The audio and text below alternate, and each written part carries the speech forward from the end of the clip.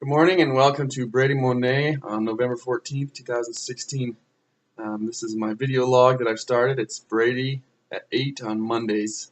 I named it that to keep myself accountable. This is my second entry now. I've been thinking about this week's entry all week in the light of a lot of the disagreeing and arguing going on around the country. And I'd like to offer my insights on a subject I think can help, something that I learned from my professor. At Snow College a long time ago, and it's had profound effects on my life. It's basically how to have a good conversation with everybody that you have, every conversation in your life. And the concept that I was taught that helped me learn to do that is to treat everybody like they are the master and you are their apprentice. Treat everybody like they have some gem of knowledge that is so valuable that you came to them to get it.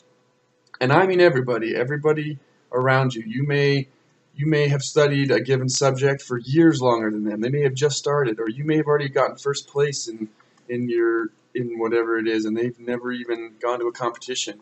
But that doesn't mean that there's knowledge that they have that you can gain.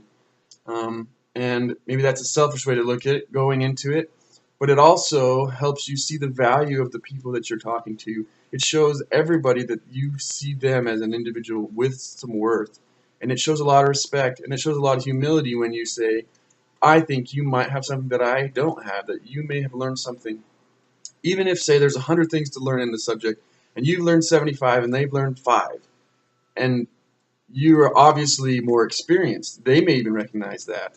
But if you listen to what they have to say, what if one of the things they've learned is one of the 25 that you haven't learned? They'll never even share that knowledge with you if they think that you're so far above and you have no interest in their measly 5 things. But if you treat them like the knowledge they have is genuine and interesting and valued, they'll be willing to share it with you.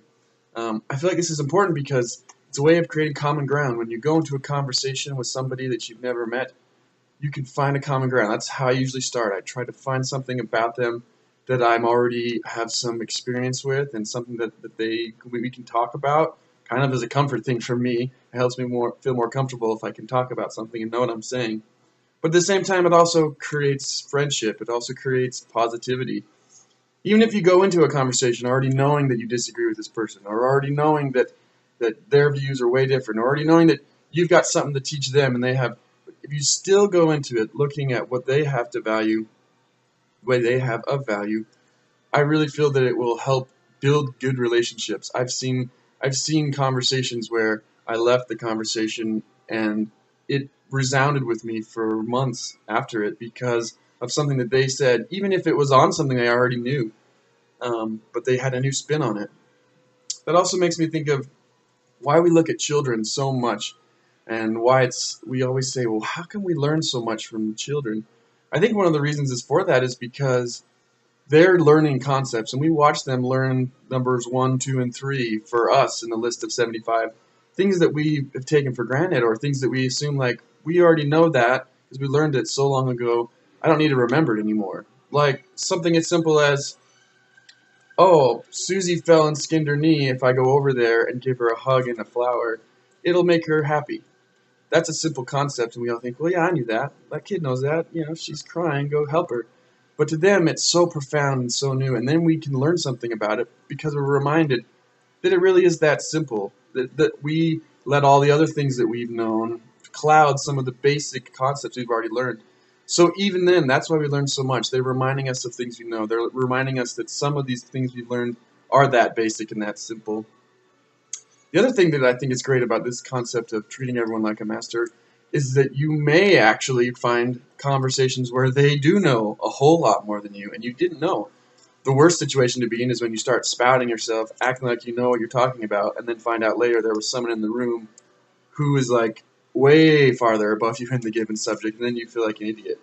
So they may actually know tons more than you, and you have no idea. So either way, it avoids that awkward conversation, that awkward situation of looking like an idiot, and it also creates a pleasant situation. I've seen great conversations and great friendships build from doing this, and I really feel like going into a conversation, showing value to somebody will show interest from them, and they will be willing to share. They will be willing to create a bond with you. And I think that that can help in every conversation we have. And yeah, those are my thoughts for the week. I guess I'll see you next week.